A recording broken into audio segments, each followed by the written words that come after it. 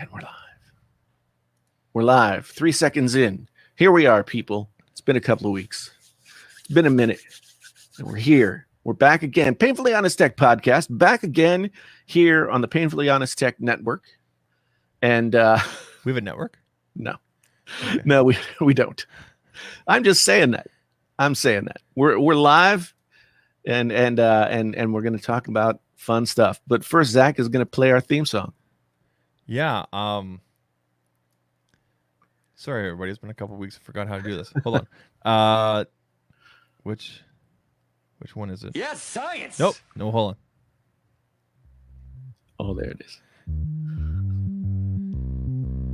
All right, all right, all right.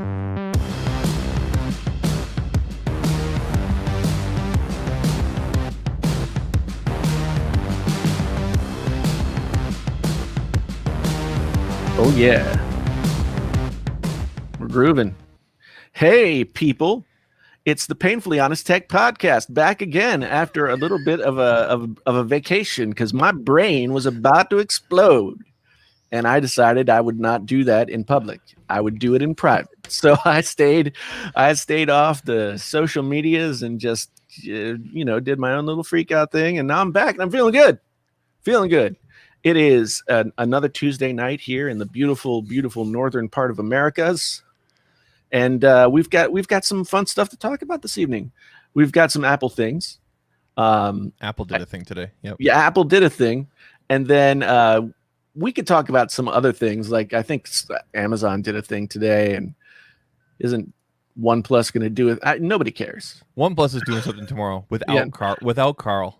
Yeah, nobody cares. Everybody's like still high on Apple. That's how it goes. But so we're gonna get into that today. Zach, how have you been? It's been a couple of weeks. It's been good. I've been good. I've been doing a weekly or sometimes bi-weekly live stream. Today, Viper was kind enough to allow me into the Vipe Nation lair, and I got to see him freak out over some stuff. It was great. I was correct about something. He told me I was right. That doesn't happen often. So it was a good time. Thank you, Viper, for that. We had a good time. Yeah, and Viper, yourself, we've talked. I was on Friday Night Viper the other night. Yeah, I had a whole Apple roundtable last week, which was pretty amazing. Thanks good times, yeah. But yeah, I'm great. Today's event was amazing. Can't wait to get more into it on the podcast. That's right.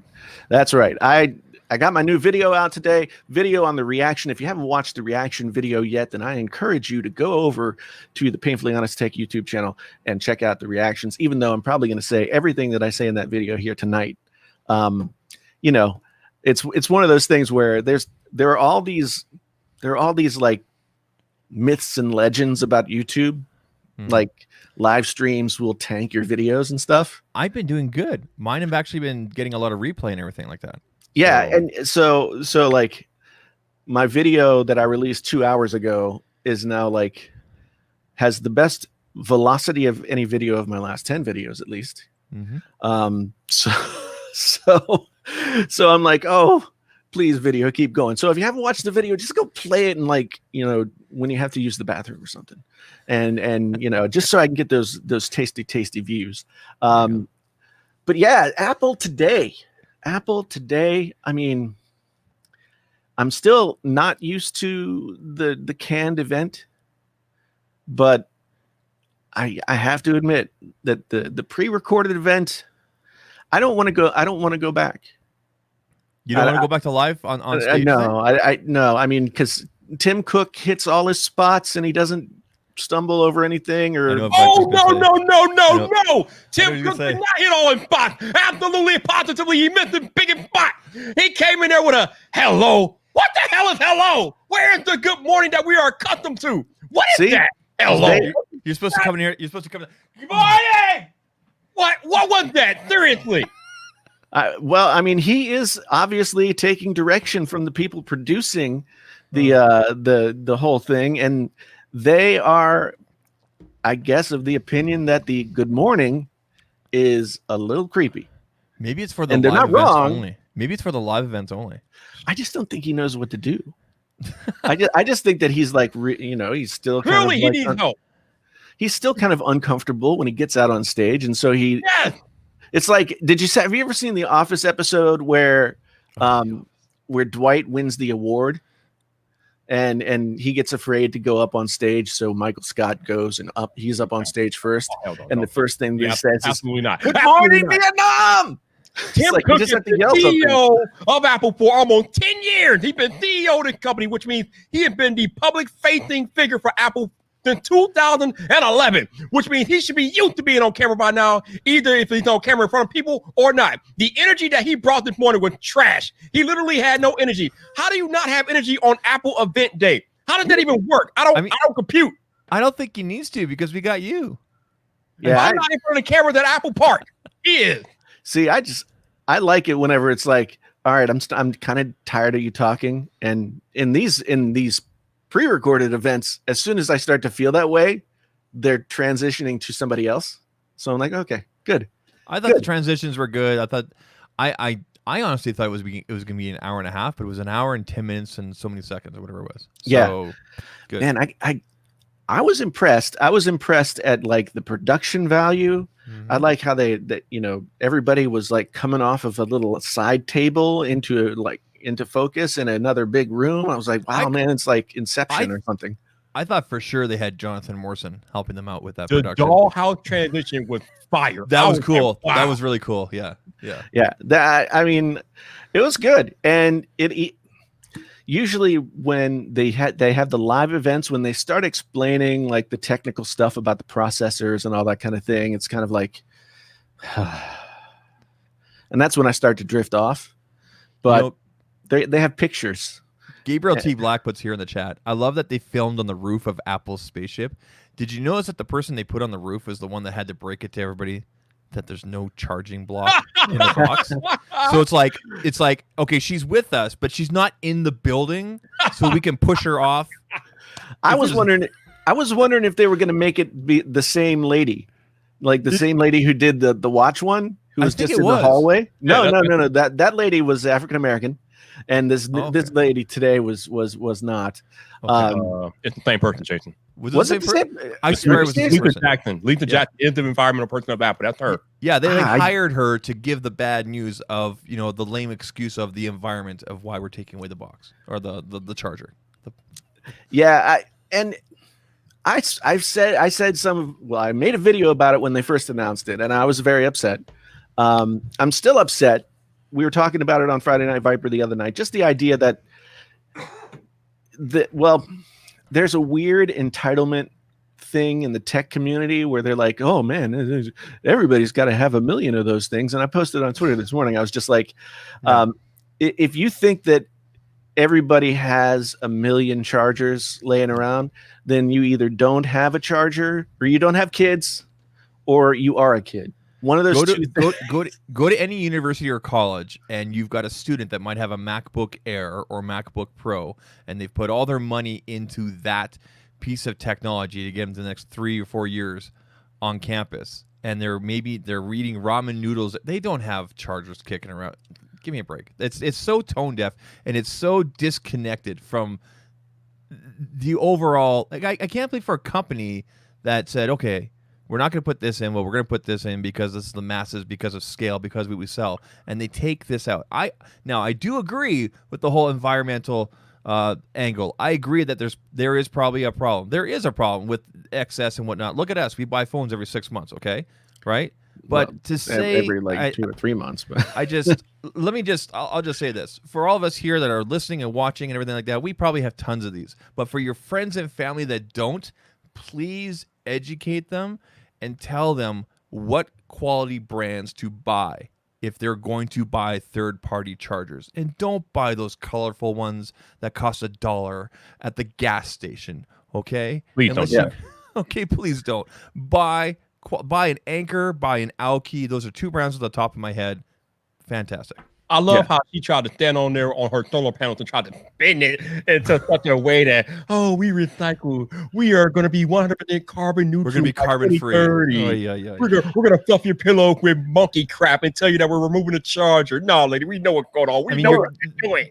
Here's they're getting their carbon credits. That's how this all works, right? I mean, Yeah. jeepers. well, the thing is, like, when they say something like, what was it, they were, by taking the chargers out of the box, they were reducing carbon emissions by like the same amount as like 2 million cars or something like that. I 450,000 vehicles, something like that. 450,000 vehicles. Yeah. I mean, I don't doubt that that's true. Yeah.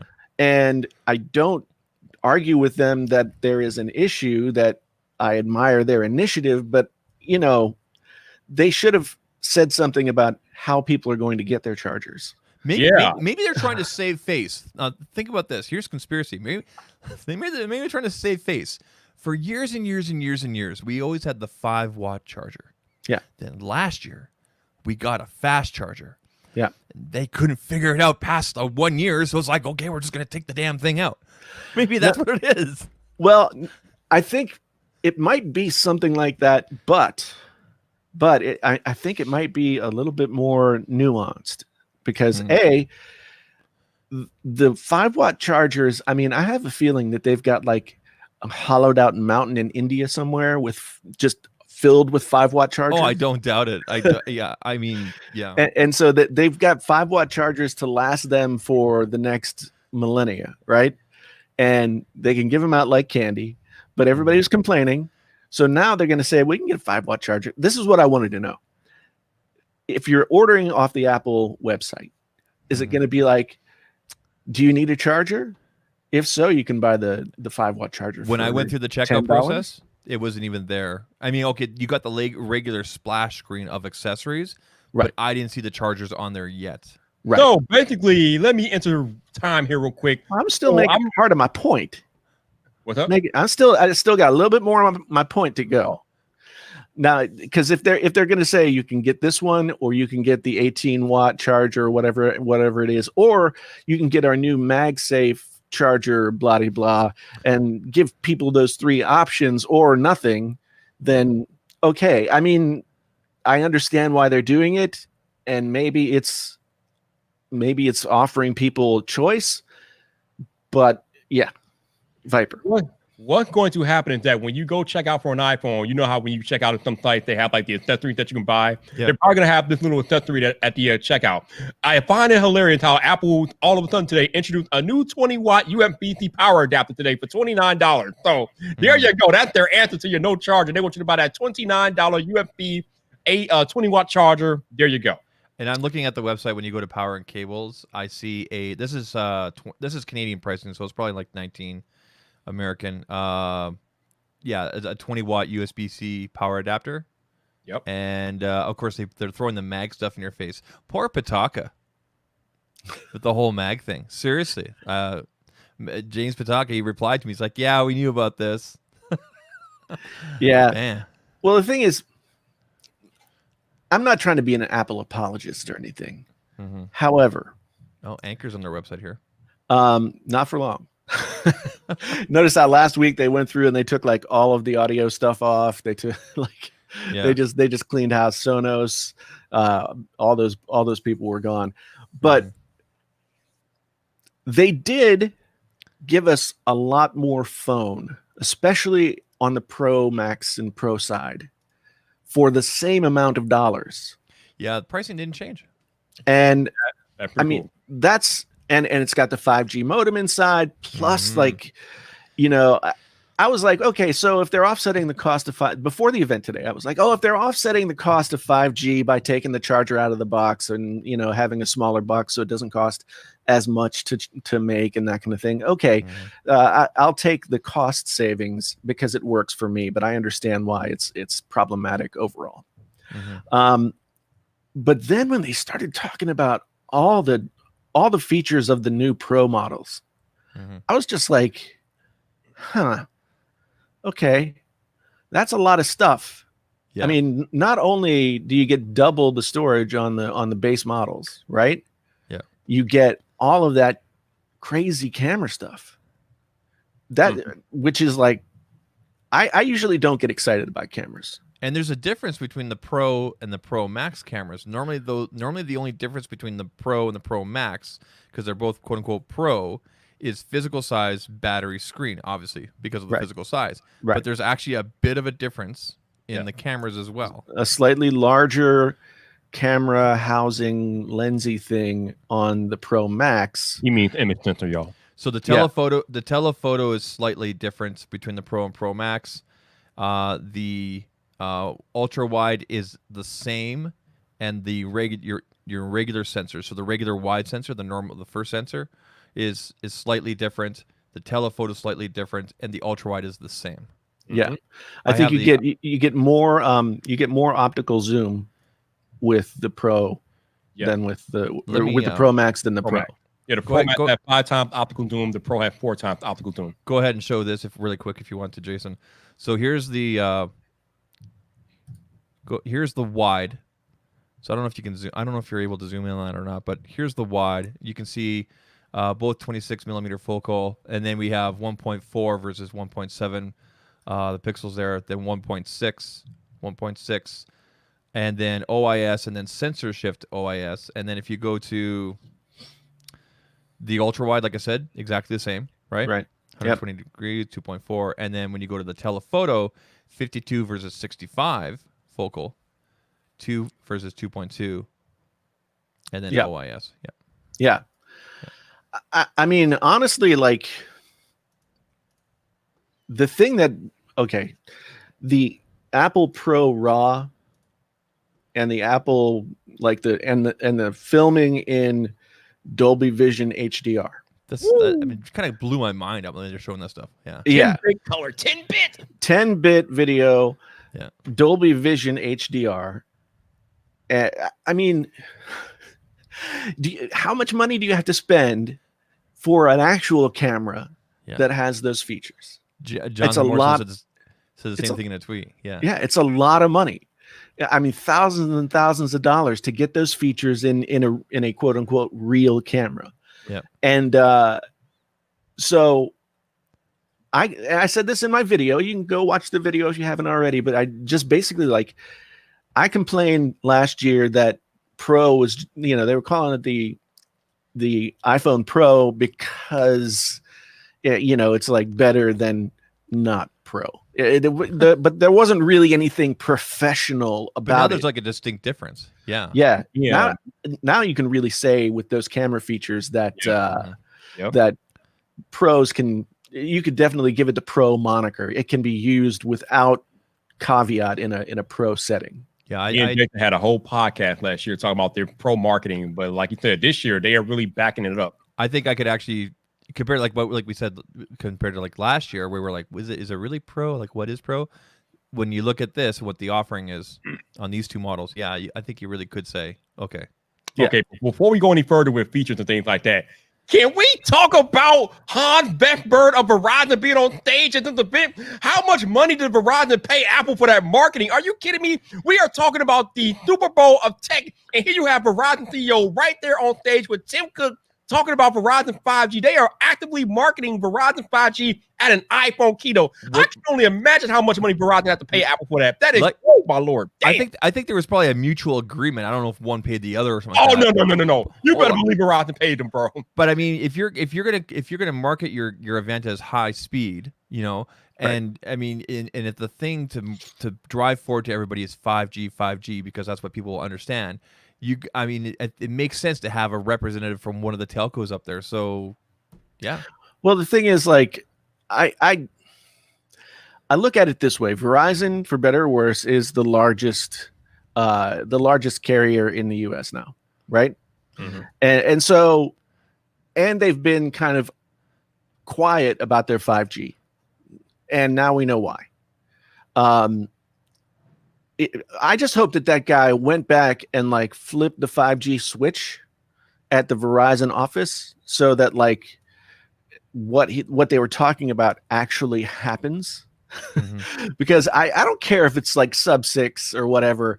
I want some 5G service out here. And the way that he said it, it was like, okay, so some of these major metropolitan areas and more by the end of the year will have the millimeter wave. Yeah. But they've got the secondary network for everybody. That's what I heard. maybe things will take off even more into 2021. Like I know here in Canada, TELUS and Bell, I'm pretty sure Rogers is also on board too. They're the big three telcos up here. They've all agreed to work with I want to say Nokia in terms of 5G infrastructure. Obviously, it's not going to be Huawei because of the controversies there. I'm pretty sure it's Huawei. I think Geonosis knows in the chat here if you could confirm, but yeah. So we know that things are going to take off that way. I just want to say first, thank you to Jeremy Baker for the $1.50 in the super chat. Thank you very much. We super chats are open. Yeah, we'll give him another one. And I now just I have to buy at least two iPhones this year. So because I can't like I want the Max. That's the one I was going to buy in the first place. And now since they split the dates for release, I can't like go through the first batch of iPhone releases without buying one. So I have to get both. I was going to ask you guys about this, if you guys were going to get the regular just so you can be along with everybody else with those first few reviews or impressions, whatever, and then a few weeks later, switch off to the Max kind of thing. I ain't got that type of money. No. Well, here's the thing. Like, okay, last year I got the Pro and the Pro Max only because shipping is stupid. This year, and I didn't get the 11 until like several months later. I think this year, in order to do right by the channel and cover stuff in the way that I need to, I'm gonna have to get like the Pro, maybe the 12, and then the Pro Max at least, because I think that the audiences for the Pro phones are different than the audiences for the regular iPhones, right? Oh, definitely. And then this year, there's enough different about the Pro Max that you could spend a lot of time covering what's different about the Pro Max in comparison to the Pro. Yeah. Right. So, I mean, I'm just gonna have to suck it up and do it. So bring those super chats. What you gotta do. So my question for you, Jason. What the heck? Oh my God. What are you talking about? Uh-oh. My in-laws, like, I don't know. Okay, my in-laws, love them to death. They're in their 70s and they have this relationship with technology like every other person who didn't grow up with it, which is that they don't know how to work it. So they try to FaceTime my wife or my daughter, and 2 out of 3 times they FaceTime me. My parents do the same thing. Yeah. Trying to get in touch with the kids. And I'm like, how do you do this? Like, don't you we all have different names. I was going to say, there's names there, right?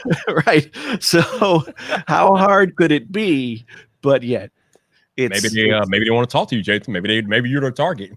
Well, I did answer the last time. Usually I don't answer. Another super chat. Gabriel T. Black. Whoa. Gabriel hits us with the $19 super sticker. Oh my goodness. Mr. Gigabyte himself. That's right. Yes, science. Now, if I can finally get to my damn question. So, sorry. Do it. Jason. Sorry. There have been some talk that now that iPhones have 5G, that the rollout of 5G across everybody will be a lot more urgent and develop a lot more faster because iPhones have 5G. Yeah. I was of the mindset that wouldn't necessarily be the case though, because that's really out of Apple control. I mean, yeah, you can put 5G technology into your iPhone, but you can't really control how fast the carriers are rolling out 5G. But we know about the thing about iPhone, Jason.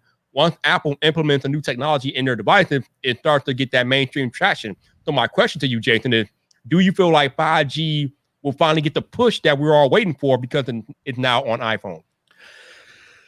If you would have asked me this morning, I would have said probably not. But then Verizon shows up in the presentation talking a big game about how they're going to roll out their 5G. And I think it was Andrew Edwards that pointed out on Friday Night Viper the other night that when 4G rolled out, I think the iPhone was still an exclusive with AT&T at that point. And AT&T did a big rollout of 4G in conjunction with an iPhone release. So we're seeing kind of the same pattern here. And, is it going to be turned on everywhere all at once? I doubt it, but I've kind of been wondering because the Verizon has 5G in Des Moines. See, and I don't look at the major metropolitan areas. I look at like out here in the Midwest, like who's got it, who doesn't, because that's really what's going to make the difference when 5G is implemented. And so they've had it in Des Moines, in like West Des Moines for a while, but nowhere else in the state. And so it seems to me like maybe what they've been doing is just like the way that he was talking today about how they're going to build out their network is that they've been building this sub-6 network and they're ready to go with that. And over the course of the rest of the year, they're going to add the millimeter wave, like what you got in Chicago and New York City and in LA. They're going to build that out as the year goes on to like, I think they said 30 different places.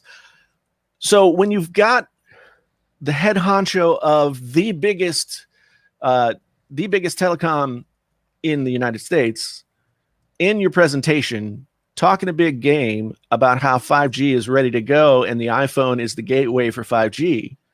I mean, how many times did they say 5G today?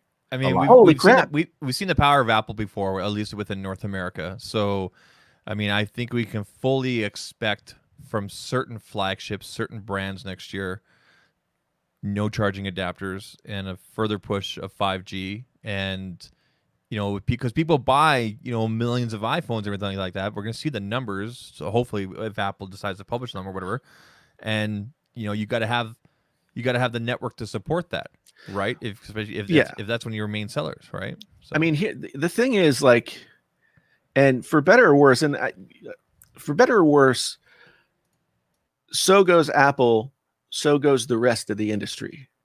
Apple, and that's not because iPhones are better than blah, blah, blah. I mean, you know, you can have your feelings about that one way or the other, but 50% of the population of smart owners in the United States, this statistic came out the other day, 50% of all smartphone users in the United States use an iPhone.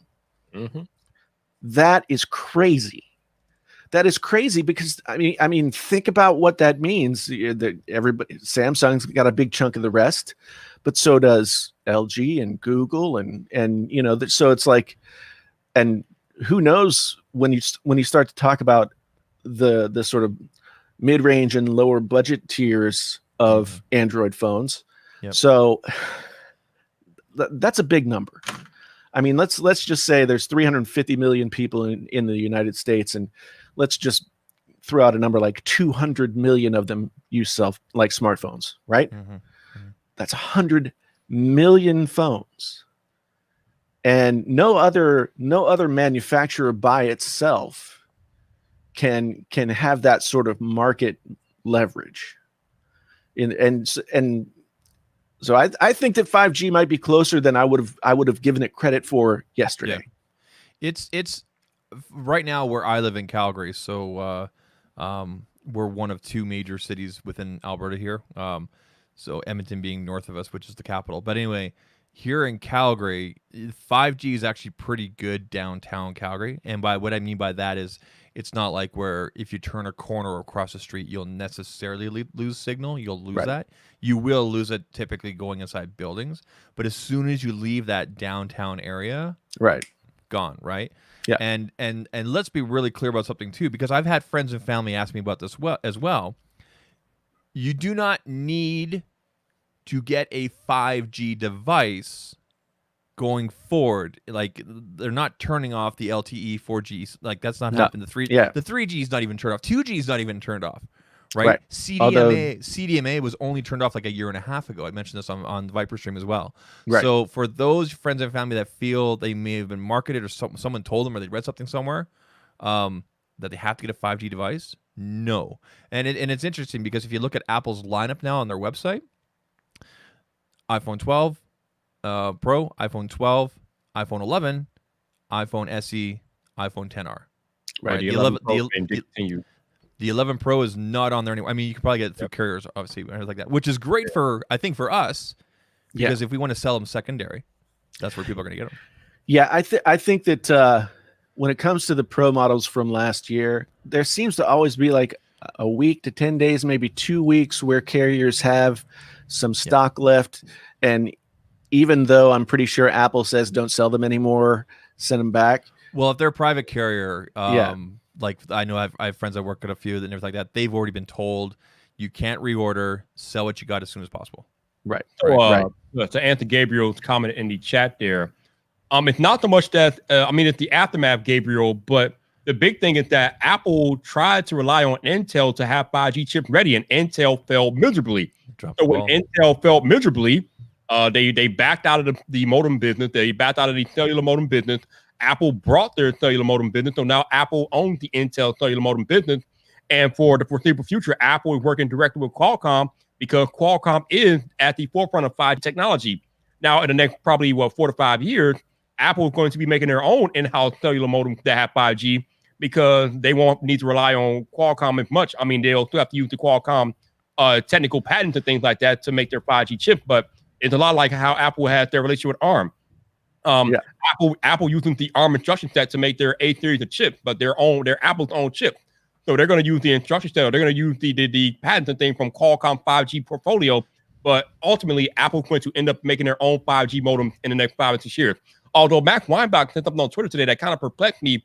Max Weinbach said that the iPhone 12 mini and the iPhone 12 is actually using Apple-made Intel 5G modems. I don't know if I believe that because I didn't think it was going to happen that fast, but we need to figure that out because that would be shocking to me if that's the case.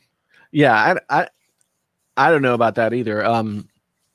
I feel like we would have heard somewhere along the line. I mean, we heard everything else. Oh, look who decided to show up in the chat. Oh, look who it is. I'm still mad at you, John Prosper. I'm mad at you, bro.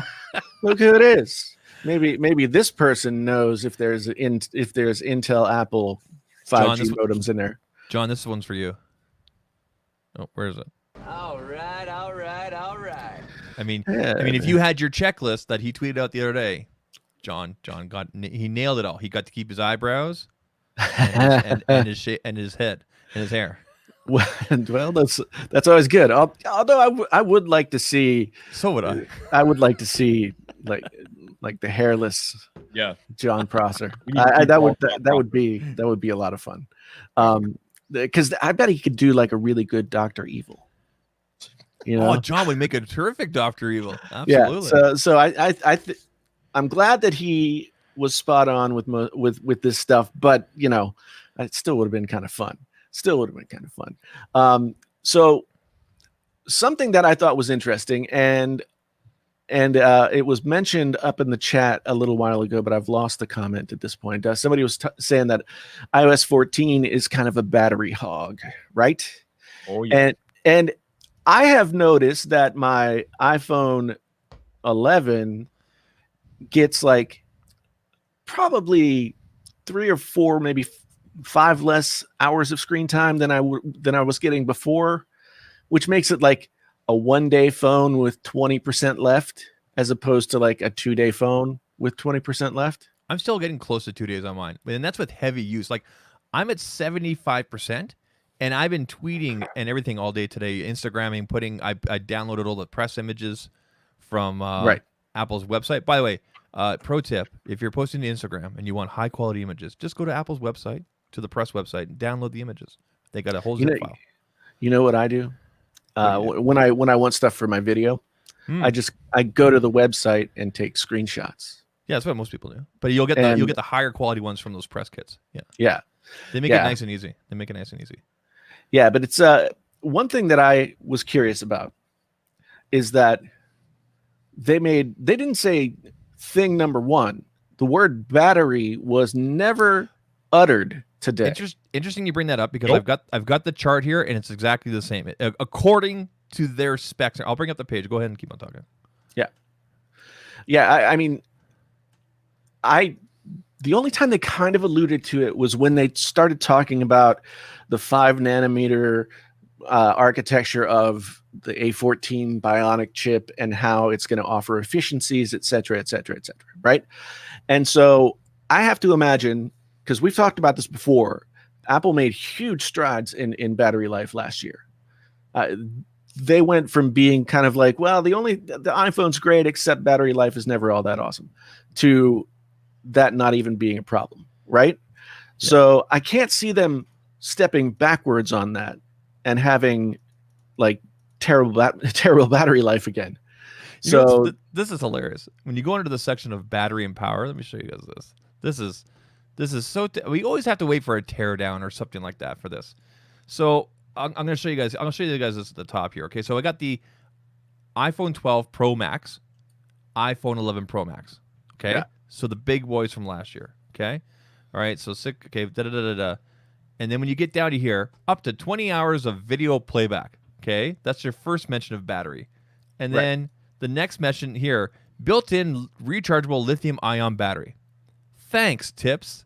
Like, and then if you keep on looking for the word battery, like nothing.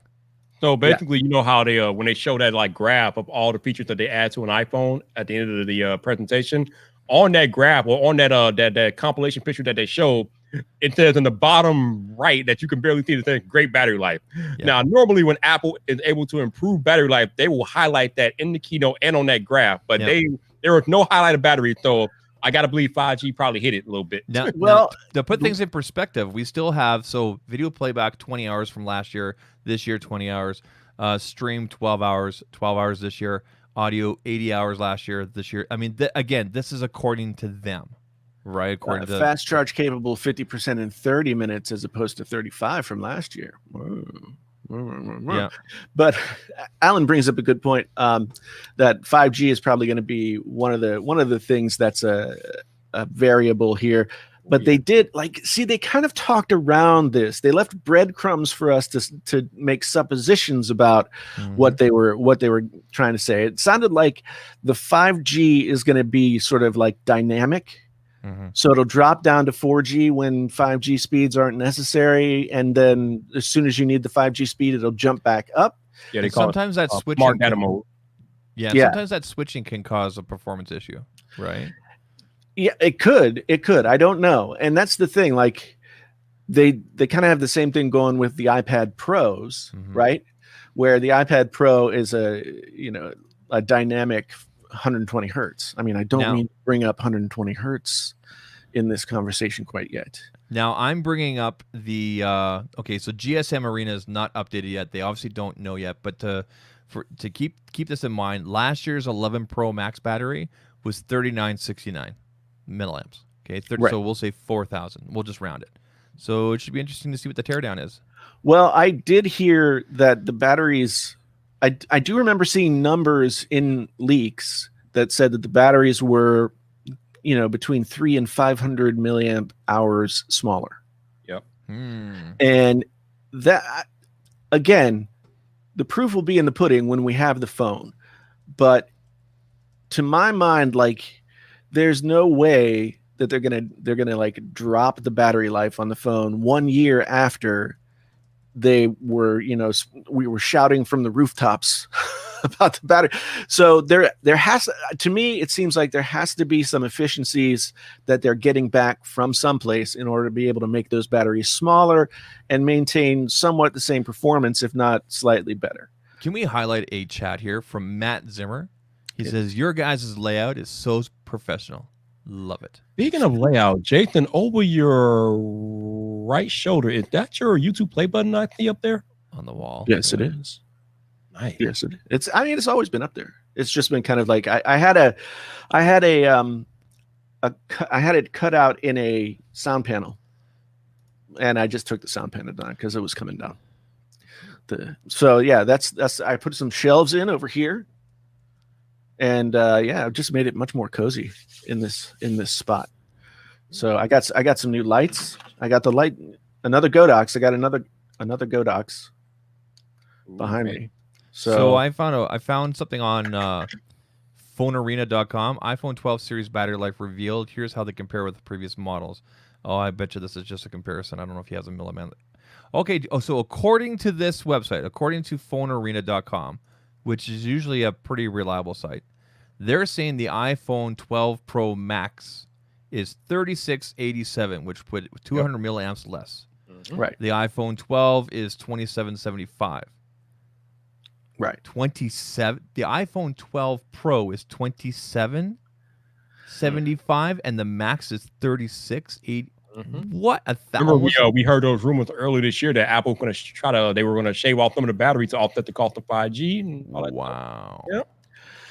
Yeah, it's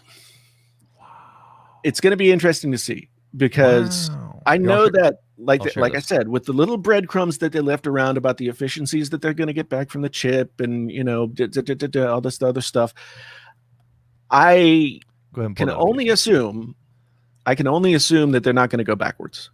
They're saving great that everybody is not. I mean, most of the people can't even use 5G or they won't be in a 5G area, especially if they're inside of a building. So that'll be their saving grace, more or less.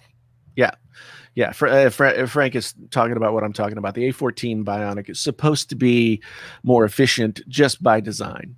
They have, you know, like however many trillion, billion transistors more than they had. This is the thing. It always blows my mind. They say there's like 11 billion transistors in this chip.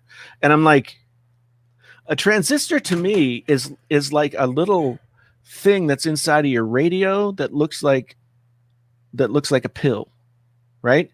And it's soldered to your motherboard or to your circuit board. So clearly my definition of transistor and what they're doing in these chips is like not the same.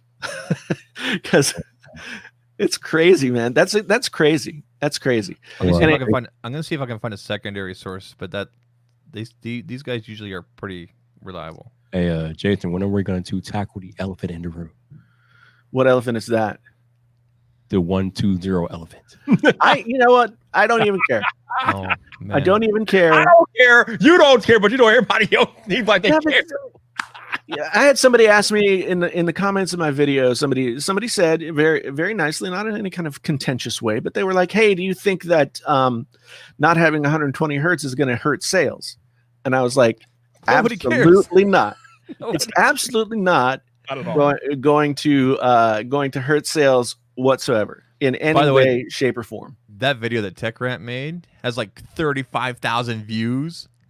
The one where you're like, go to Mexico and everything like that, and then I say my little thing and then it cuts.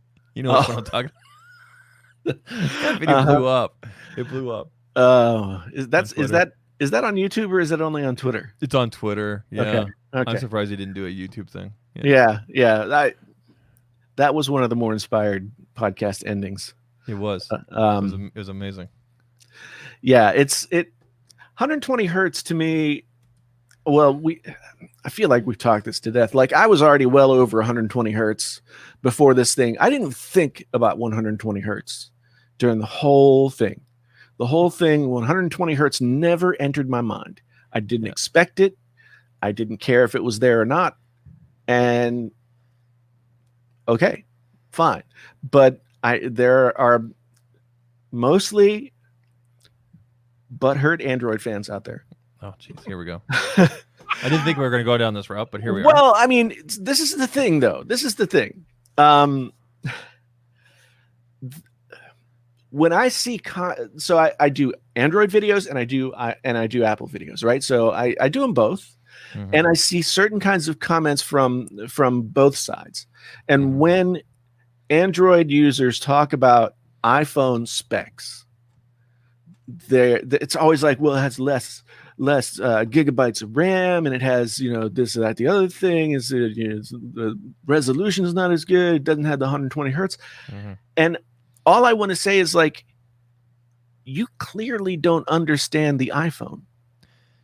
Yeah, right? the iPhone, it's not the same thing. Yeah.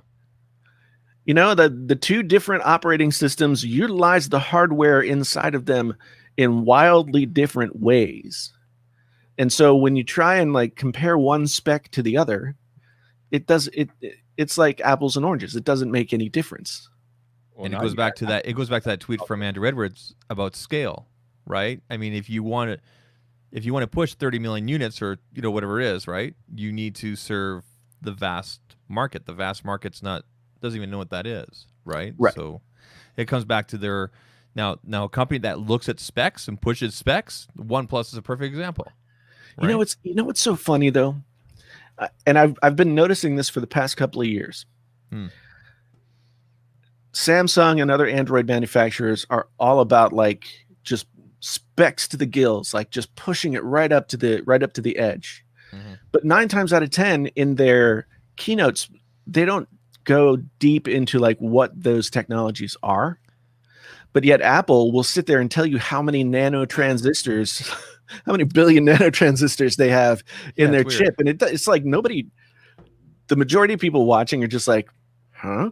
But if you watch Samsung, Samsung never says anything about like the nitty gritty details of how the technology works or what's going on. They'll name the number of gigs of RAM and stuff, but they don't go in depth the way that Apple does. So to pivot on that, do you think Apple will bring a ProMotion or 120 hertz into their Pro phones next year? What do you guys think? Yeah, I think they will do. I can't. Yeah, I imagine they will. I have a feeling that, and I think I remember John having some information to this effect that they just couldn't get the 120 hertz to work up to their standards, up to the So Apple, every phone company buys their screens from a company like Samsung, and then they tune them and they have benchmarks. And so Apple, I guess, couldn't get a 120 hertz screen up to the benchmarks of the Apple standards. Yeah, like John said on Twitter, it came down to battery life. They could not put it in there and not have it negatively impact battery life. And as I said last month on Twitter, if a feature that Apple is considering compromises iPhone user experience, Apple will not include it. There you go. And that's why I still think ultimately that even if the batteries are smaller and that kind of thing, we're not going to see that big a dip in battery life, if at all. I think as long as people are getting at least a day, your general consumers, they're going to be extremely happy with that. If they can get through the day and then plug in at night or in the morning when they're getting ready. But like, for example, for me, I've been using wireless charging from the beginning. I very rarely plug in, and I only have to put it on there every day and a half or so. It's very rarely I get to the end of the day and I'm like 30, 20%. Very rare. Yeah. So. Yeah. The only phone that I would be concerned about is the 12 mini, because that is a tiny phone. Like this is the Pixel 4a. Yeah. And it's 5.8.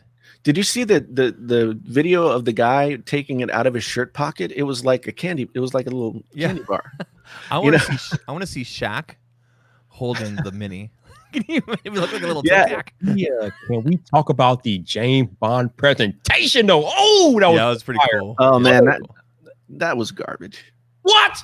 What do you mean garbage? It made me want one of those briefcases. That's what it means.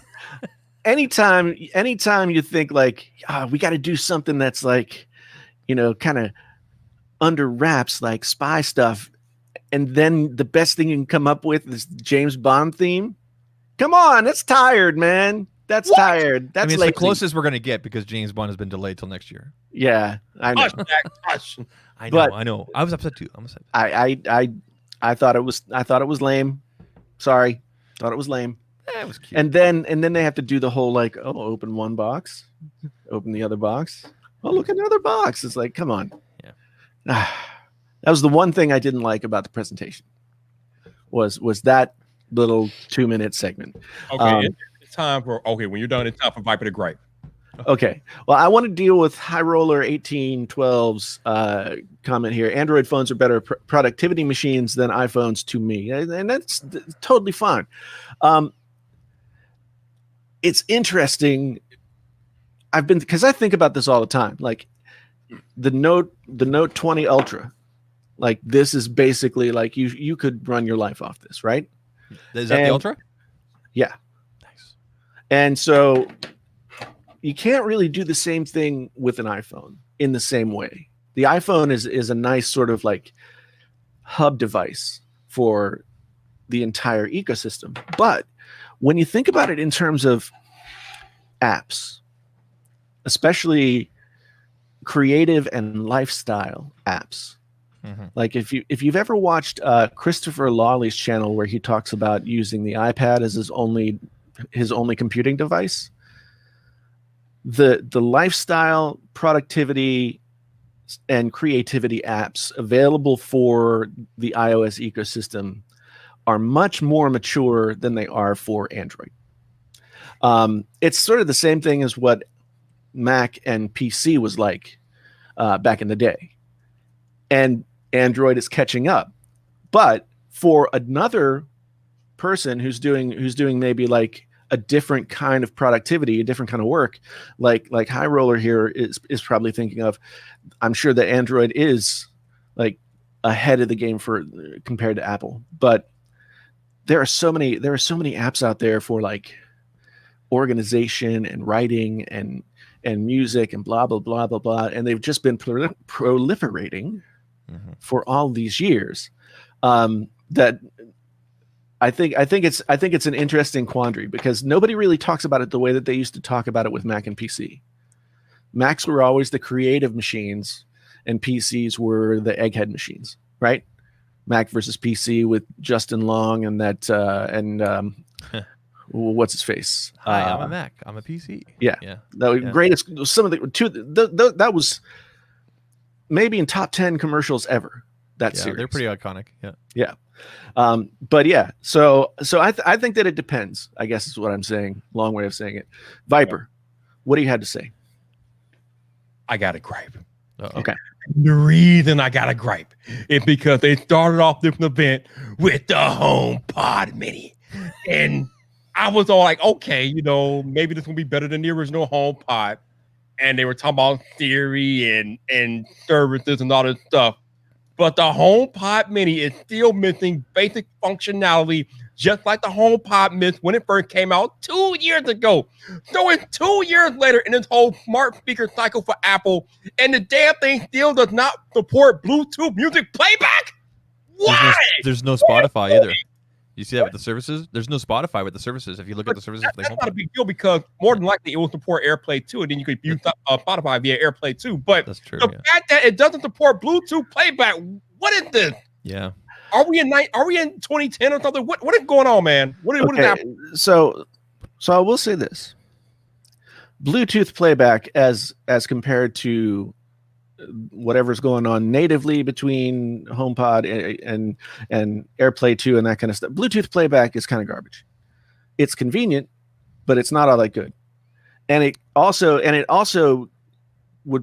would probably struggle to do like the whole home thing that they do, because like with Sonos, I imagine that whole home audio thing is going through a Wi-Fi connection. So the Bluetooth doesn't really bother me because I find Bluetooth annoying still to this day. Like I've got my Sony WH-1000XM4s, and every time I turn them on, they connect to like something I'm not using. It's like, okay, what are you connected to now? Because I'm sitting in front of my computer, and it's like, oh, you're connected to the iPad that's like over in the other room. Annoying. At least the AirPods don't have that problem anymore because you got that smart switchy thing. So I hear what you're saying. The Bluetooth playback doesn't bother me all that much. It's clear that Apple understands a little bit more what the HomePods can do for them. They see that Google's got all the Nest devices and stuff like that, and Amazon's got Echo devices all over the place, and they're not standalone devices. They are network devices that are the hubs for the smart home. Mm-hmm. So the HomePod Mini is obviously supposed to be the Amazon Echo of Apple, right? I love my Nest speakers. We have the little guys, and then we have one big, have one big boy. And then I'm hoping to get a couple of the newer ones. They're calling it Nest Audio. They're just calling it Nest Audio, right? Right, yeah. And those will be terrific because you can make pairings like left and right. You can do that right in the home app. It's really cool. Yeah. Yeah. So I'm anxious to try out the HomePod Mini. The HomePod Mini is a more useful device to me than the HomePod. Are you going to try to do the left-right thing like you did with the original HomePod? Remember you did that video? Well, I am. And I'm actually kind of one thing that I didn't talk about in the video because it's a little bit in the weeds, but I will talk about when I get the HomePod Mini is the fact that when you bring two HomePod Minis into the same room, They make another HomePod they Mini because they love each they other they pair in stereo automatically. automatically. Huh? Yeah, Oh. automagically. They pair in stereo if you bring two into the same room. When- So I'm excited. I mean, they seem to be making some improvements. I'm sure it's going to sound better than any of the comparable devices from Google or Amazon. And by comparable, I mean like this is like a 3.5-inch speaker, right? It's so small. it's like one of those little half a soda can things, right? But it looks like a scented candle. Yeah. I mean, let's be really clear, like what Jason said. If you bring two HomePod Minis together, they create magic. They'll mate. They create magic. Do you believe in magic? There you go. It's a PG show. Yeah. I'm excited to see what that, but I still want Apple home theater, like Apple's soundbar, home bar. That would be cool. And again, like I'm not a huge fan of soundbars in general, but I am a big supporter of the Sonos soundbars. Like we have a Sonos Beam in our living room. It's sounds great. It's unobtrusive. It just sits there. Don't tell It's Enclave great. this. Yeah, Enclave. Oh, by the way, the Enclave stuff is $100 off for Prime Day. If you're looking to get that on, the Enclave stuff's really cool. I have to admit though that I did go back to my giant speaker setup. Really? Not because the Enclave wasn't sounding really good in the way that I described in the video, but because I just wanted the better music performance. It looked really simple. I mean, you literally just put power into those things, Yeah. and then the hub there does all the magic, and you just plug your HDMI in there, and away you go. It's crazy. There are no buttons. It pairs to the other devices through a wireless network that it creates for itself. Is it an optical cable that connects from the hub to your TV? If you can use an optical, you can connect to the hub 3 different ways. Okay. So either HDMI ARC or EARC. Okay. That's the best way to do it. Or you can do optical, or in a pinch you can do like 3.5 millimeter. eARC or ARC is the best. Yeah. But optical would do just fine. But the thing is like that the hub is literally just a box with ports on the back, and that's it. And it sends out that signal. You said it makes that wireless network. Yeah, it does. Right. It doesn't have any buttons. It has one light that shows you that it's on. And for somebody who wants unobtrusive, good surround sound in their living room or in their home theater, doesn't want to spend a ton of time or have all these cables all over the place. It's really, really good. Yeah, and so if you guys want to see Jason bend over a lot and set up a speaker system, go watch his Enclave video. Yeah. Somebody commented that they might have gotten a brief glimpse of butt crack. Okay. Anyway, excellent. About availability, because I need you all to pay close attention to what I'm about to tell you all, because I don't want y'all to be fooled or think something's happening when it's not happening. This Friday, October 16th, is the order availability of the iPhone 12, not the Pro, the iPhone 12 and the iPhone 12 Pro. Actually, correct. Yes. They're wrong.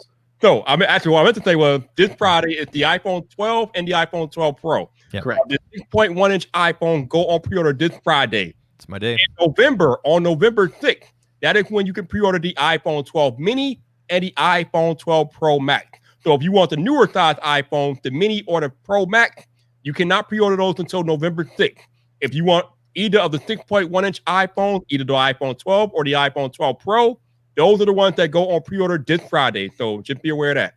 Yep, that's true. That's absolutely true. And the video that I made yesterday, the last information that I had from the last bunch of leak dumps, said that Is that a website? the Max and the Mini were going to be separated by a week, but that's not the case. They're both on 6th Yep. and for pre-order, and then it shows up, I think, on the 13th is what they said, Yep. of November.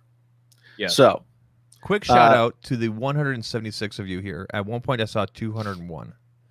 Thanks for thank being you here, guys. Yeah, absolutely. even after the hiatus and everything. So this one's for you. You guys- where is it? There. All right, all right, all right. So we got a very good question in the chat here from Jonathan. He wants to know, Jason, what color are you getting? Because Lord, they know what I like. But Jason, what color are you looking at? I was intrigued by the graphite. But I have to, because the graphite looks more black than space gray. Really? When I was looking at it on the website, when I was looking at it on the thing, it looks blacker than space gray, right? Because the space gray of last year's iPhones was more gray than it had been in previous years. Pacific Blue. Give that Pacific. That's interesting because it looked more gray to me. Let me look at this again. Here, I'll bring up my picture here. This is a high quality from the press. I put this on Twitter earlier. This just gives you an idea from the sides. You know, I'm talking about the actual back of the phone. Yeah, the blue does look nice, although it's just not my style. That gold is nice.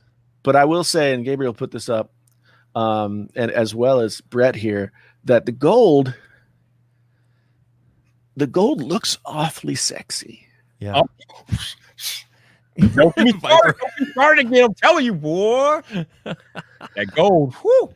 Yeah, I'm usually not a fan of like gold, or like I haven't worn gold. My wedding band is not even gold. I don't like gold. However, I might go gold. Well, and For at here's least the one of next them. question, and this is critical because Viper started this. What will you name your phone? We need to know. We need to know, Jason. That's hilarious. I don't know. Start thinking of know. a name. Start thinking of a name. I don't know. Jason's Folly. How about the SS Jason's Folly? I'm gonna call yeah, mine. I'm gonna call mine Nightwing. Nightwing. If you guys know who Nightwing is. Yes, I do. The Dick Grayson, the original. Yeah, The because original the Robin. blue and the black, right? Okay, yeah, I can go with that. Yeah, Nightwing.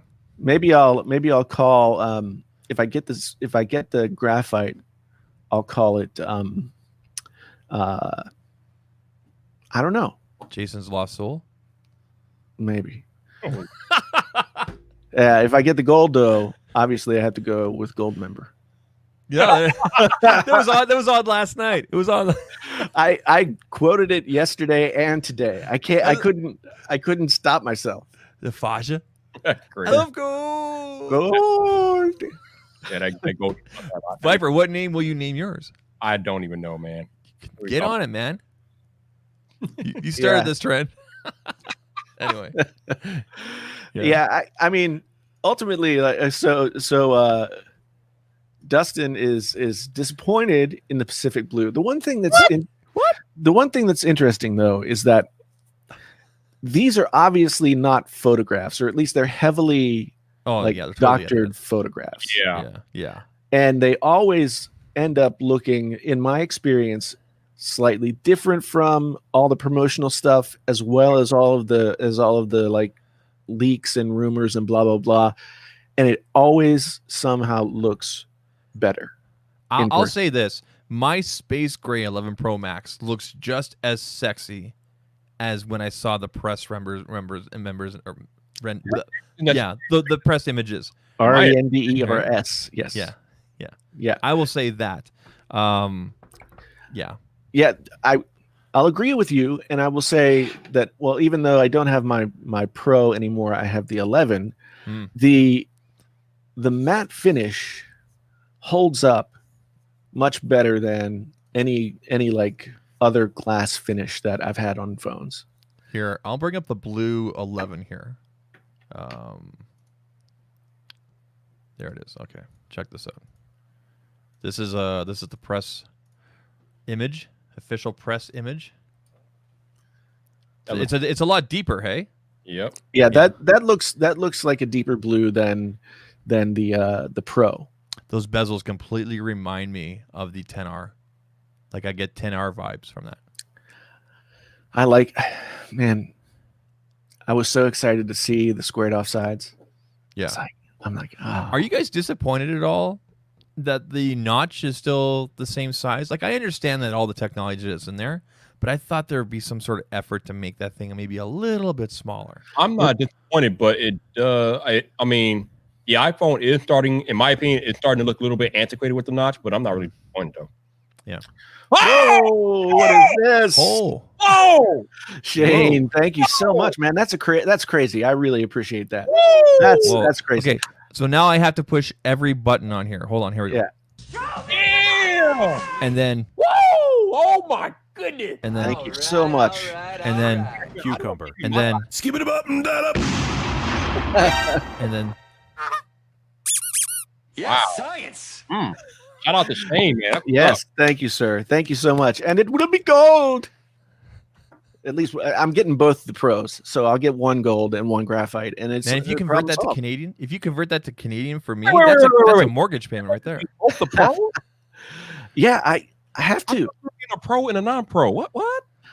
Well, I think that okay, here's my theory. Views wise, the Pro that comes out first will get more views. The iPhone 12 will sell more, but won't get as many YouTube views, right? Mhm. And then the Mini will get a bunch of views, but so will the Pro Max. So I might get 3. And let's take a moment here to Yeah. admire. We talked about this at the top of the podcast here. Yes. The pricing. The pricing is fantastical, Yes, It's right? pricing is legit. I'm really I'm still shocked by Shane's super chat. I'm just gonna leave it there. Thank you so much, man. It's like I see it, I just keep seeing it out of the corner of my eye. I'm like, oh my gosh. But yeah, the fact that traditionally, up until the last couple of years, Apple has always been like you'll pay through the nose and you'll like it or you won't get the Apple, Mhm. right? Mhm. And now, at least when it comes to like Samsung versus Apple, now Samsung does have a lot of phones that are down the line in terms of pricing, but for their flagship phones, like there was no flagship phone available for less than $1,000 this year until they finally capitulated and did the FE, right? Mhm. They were finally like, okay, nobody's buying the S20 for $1,000. We better make another phone that's cheaper. Mhm. So now you've got iPhones, current model iPhones that go from $400 to $1,100 with like very little space in between. Yeah. Now, so the 12 is $50 more than it was last year. And the Mini is, well, the 11 was $650, right? Or was it $750? $750. $7.99. Okay, yeah. So the two lower tier models, the prices are a little different than they were last year, but that you get these Pro phones with that crazy camera stuff. Mhm. That you get those phones for the same price is insane. It to me, Apple wins the value battle right there. And yes, it's $1,000 phone. And yes, I think $1,000 phones are hard sell for sure. And I've railed against them for a long time. But when you tell me that I can get a phone that shoots friggin' Dolby Vision HDR 4K 60 frames per second at $1,000, Yeah. I mean, that won't be a selling point to a lot of people. But I was sitting there thinking, like, maybe I can sell my camera.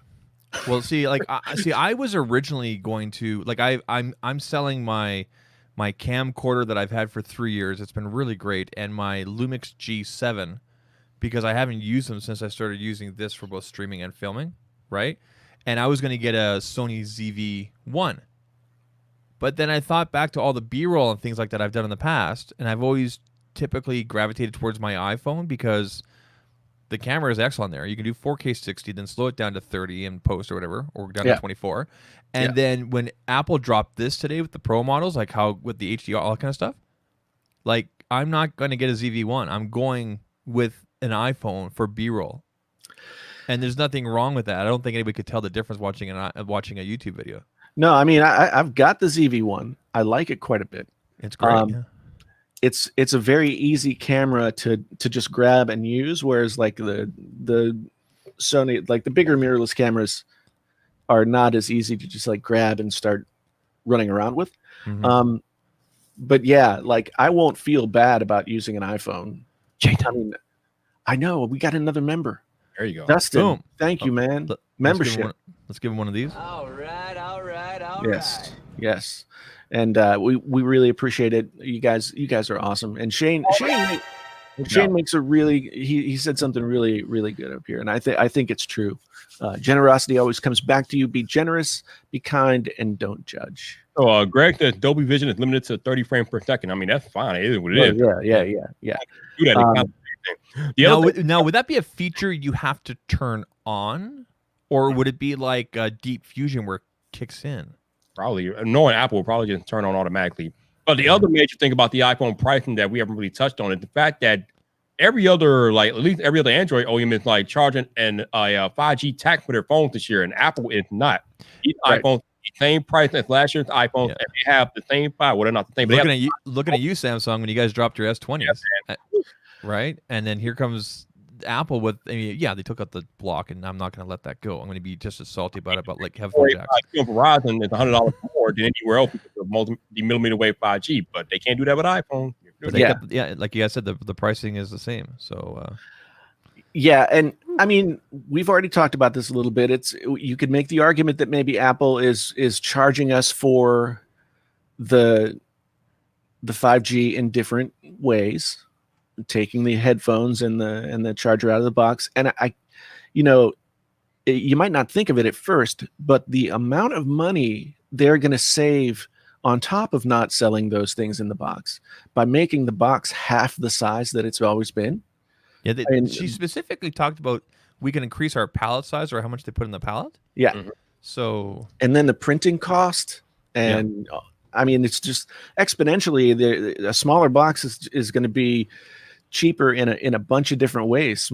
Cheaper to manufacture, cheaper to transport, et cetera, et cetera. So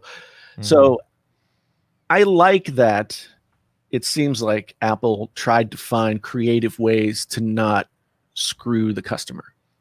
Stephen D. Wait until the TikTokers open their iPhone 12 and there's no charger in the box. We got another member, Stephen D. Stephen, thank you so much. All right, This video is gonna be epic. Oh, I can't wait. Yeah. We got the podcast. All right, We took over. And Viper and Zach, what's up, people? All right, let's do bad stuff. So basically, the funny part is, I'm pretty sure Jason just hit the wrong button. He'll be back in a minute. But the funny part is, we were like this earlier today. Damn it! I don't know what happened. But now he's back. Yeah. But I just started watching TikTok. I finally downloaded the app because everybody's like, oh, TikTok. So I downloaded the app. And I think that I know what TikTok is for. It's for promoting Ocean Spray. Well, there's that. Good for I that love guy, by the way. I love that story. That's a cool story. It's a very good story. But wait, Greg is admitting that he Come on, Greg, get it together, baby. But yeah, so the 12 Pro does do 60 frames. It might have something to do with that sensor. I don't know. I'm not like a camera engineer, but it has that different sensor. So that might have something to do with it. But if the 12 Pro can't do the Dolby, can it still do 4K 60? Yes, I'm 99% sure that's when they said 4K 60. So Beach Suck says here, TikTok is for advertising your OnlyFans. That's what I was going to say. I mean, and it's friggin' mesmerizing. It's I don't know. I didn't see anything on TikTok. That just like scrolling through the thing. I didn't see anything but like some comedy things, and that guy with the skateboard. Yeah. And dog face. Yeah, and girls. That's all that was there. Viper's been putting up stuff up there. He's screaming at the screen and everything, doing his thing. I do what I can do. So the last thing we need to talk about before we don't the Apple stuff is that Apple have brought back MagSafe in a different way. Apparently, since they couldn't get AirPower done, they have transitioned over to MagSafe. Basically, what they did, they put like a metal ring in the back of the iPhone casing, so you can attach these new MagSafe accessories to these iPhone 12 now. This is pretty cool because, like I was telling Zach earlier today, a lot of times when I lay my iPhone on my Nomad wireless charger to charge, I wake up in the morning and it's dead because I didn't put it on the charger correctly. With this MagSafe, that will not be a problem because the magnets will automatically snap the iPhone into the correct placing so it can wirelessly charge. So that will never be a problem. So that's pretty cool. It's exactly the same that Pataka does. They have a thin magnet, just like Pataka puts inside their thin cases there, and it lines it up. And I think this is further proof to show that whether it's next year or the year after, we're going portless. They're going to make it easy for you to go wireless, right? Yeah. I think that's true, and I've seen some people complaining that we didn't get the USB-C. It's not going to happen. I don't think portless before they go USB-C. Yeah, I think that they'll go straight from Lightning to portless. Yep. I think that the MagSafe stuff is really cool. I was excited. I'm excited to see those, like the little wallet thing and the cases and all that. I'm excited to see those things up close and how they work a little bit more. I love the idea of charging. I love that. Didn't they say Belkin was coming out with a car charger thing? There's a bunch of stuff on there from Belkin already. There's a bunch of stuff. Yeah. So I'm pretty excited about that.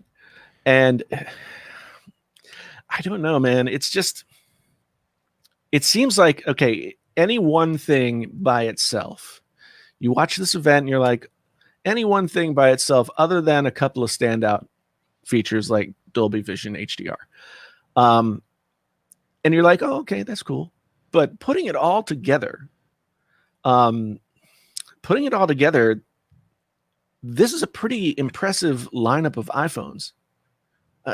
In my estimation, I'm like, wow, they took what they were really, really solid and made lots of good improvements last year. And they made the base models better, OLED screens, and it looks like they're manufactured with a little bit better quality materials. We'll have to wait and see once we get them in our hands. And then the Pro models are more pro, and look a little bit more, dare I say, premium. So there's a lot of stuff that all adds up to a lot of really good improvement. The HomePod Mini, I'm cautiously optimistic, but I do have to say, my heart was broken when I realized that we weren't going to see AirPod Studio. I was like, okay, phone, that's cool. Phones are cool. I like iPhones, great. But I wanted the AirPods Studio. And we didn't get them. I don't know why they're holding them back. Apparently I think I heard they're ready to go. So I don't know why they're holding them back. Oh, no. I take that back. We didn't get them because they're not done mass production until the end of October 20th, I think what John said. So it's a possibility that we might get at them at the next Apple event, because apparently there's going to be another one in November for Mac. So right, at that event we might get the AirPods Studio. The other thing that people were thinking about today is AirTags, and like I've said over and over again, right now there is no market for AirTags. Like, where no one's going anywhere. We're all at home. Like, when are you going to be able to lose your Apple device to slap an AirTag on it? There's no market for the device, so that's why Apple probably not going to announce that until next year, when there's more of a chance of somebody. Whoa, dude. Whoa. Can you wait till I'm done? Damn. Goodness gracious, people. Thank you so much. Dustin, man, that's awesome. New member and and this incredible $100 super chat. That's crazy, man. Okay, That's Y'all know how crazy. to rock it too, right? I'm gonna push buttons. Woo! Oh my goodness! All right, all right, all right. Oh my. Thank you so much, man. Hey. That is so cool. Oh my God! What is going on Shane, here? Whoa! Whoa! We've got some kind of dueling super chat thing going on here. Wow. You guys are amazing. I hope you're not drunk or anything. They're trying to buy you an iPhone. That has to be it. I don't understand it. This is craziness. You guys are awesome. You guys are awesome. I'm gonna push more buttons. Cucumber. No, this shit, I was like, Skip it up and that up. Yeah. Oh my. You guys are amazing. Thank you, Shane, so much. You guys man. need to come to my stream on Sundays at 8:45 Eastern. Maybe we should take more weeks off of the podcast more often. Absence makes the wallets grow looser. Jeez. That's you guys are fantastic. Man, y'all cool, man. Thank you. I'll say this: we've been away for a couple weeks. Jason's been doing a little mental health and recoup and figuring things out. So thank you for making him feel so welcome for coming back here. Appreciate No it. doubt. So we were talking about this a little bit before we went live tonight, but did anybody buy anything from Amazon today? It is Prime Day. I know it's like no. Prime News. Like normally your sub feed is full of stuff, but like it's all Apple, and it's not like Apple. Prime Day is like all of Amazon, but like there's no tech videos today on Prime Day. I just have to say, Bob, you don't want me to take off my shirt. Okay? Oh yeah, you gotta do a Cucumber. and take that thing off, man. That's what Rich does on his live streams. He takes off the shirt. You know, I appreciate Rich and all that he does, but You know, I could say something right now that would make it happen, but I don't want to put you in an uncomfortable position, Jason. okay, good. Good. Yeah. Like Zach was saying, we really have seen no Prime Day videos. Like we haven't seen any of them. Like even before this today, nothing. I'm subscribed to like every tech YouTuber, and I don't see nothing. I I think I know why though, because Amazon changed their affiliate tier. Yeah. They lowered. I think people don't care enough much they used to. They're the ones you want to be in with, but then they killed everybody by reducing affiliates by 1 to 3%, and most of it was in electronics by up to 3%. Yep. Yeah. Yeah. I had a good run on Amazon there when a bunch of us were doing those streams, but Oh, Oh my goodness! It's wow. It's happening! Oh my goodness. Wow. Gabriel. That's the man right there. Yeah, man, Gabriel, you are awesome. I saw Gabriel got recognized by my friend Jason Chinsolo. I'm just saying. Cucumber. Yeah. Yeah, Oh. Thank you so much, man. Goodness gracious. I'm like gonna Cucumber. crawl under the desk or something here. Jason making Cucumber. money tonight, bro. Oh my goodness. Damn. I can at least now get an iPhone SE. Science. You guys are fantastic. You guys almost paid for the new iPhone for him. That's like- unbelievable. Y'all are in the building. Yeah. Wow. Yeah, that's I'm humbled. Really. Honestly, I am. That's really I'm shocked. Wow. yeah. I'm gonna have to figure out some kind of we are literally seeing red up here. That crap, I've never seen that before in my I've life. never seen that like up yeah, there like that. straight across the top. It's Straight just across. all red. This is a document stream, man. You doing some special stuff here tonight, Jason. Woo. Yeah, I am humbled. You guys are fantastic. Wow. You guys are that's awesome. Wow. Yeah. Wow. Yeah, it's Wow. it'll go to good use. That much I Hey, promise. Hey Tom, what do you think? You know, you picked the right night to get that on the stream deck. Yeah. Mm-hmm. Wow. Yeah. So what were we saying before? I don't know what we were talking about. I'm like, I feel like I got like. We were talking about the fact that there have been no Amazon Prime Video any of us. No. Oh, Hey, shout out to Brett. $5. We Brett. don't care what the amount hey is. man, anything that anybody can do, whatever you don't have. I mean, it's not necessary to do anything, but it's so much appreciated. All right. It's so appreciated. But just know that I heard that some of y'all have complained about me on the podcast. So I've been trying to make improvements to the podcast tonight. So I hear y'all. I see y'all and I hear y'all. Well, it's been a good night. It's been a good night. But yeah, the Prime thing, I mean, Amazon's like Apple. They're going to make their money. They're probably the only other business that could go up against Apple's event and still make bank. Yeah, right? They'll still be a good chunk. There's just no dedicated video. They just won't make it today. They'll make it tomorrow. I don't know about you guys, but I've received like 5 Prime Day video promotional emails. Yeah. Today. Yeah. Let's move on to Carl Pie, and then maybe we can wind things down here. Yeah. 49 super chat, Jermaine King. What? $4.99. Thank you so much, Jermaine. Yeah. Oh my goodness. That will buy me that gas station charger. That's Thank awesome, you, man. dude. Thank you, man. I'll have to make sure to up my my insurance on the house premium. Man, I better not catch any of you people buying gas station chargers for your new iPhones. That's like putting Goodyears on a Ferrari. What's wrong with you? I love when you go into the grocery store or the Walmart or Staples or whatever, and they have those like 10-foot long charging cables. Oh yeah. And I'm just like, it just looks to me like a giant fuse. Yeah. It's just like gonna light on fire and just come down to my phone and blow it up. All right. So the news came down. I think it was it yesterday or Sunday?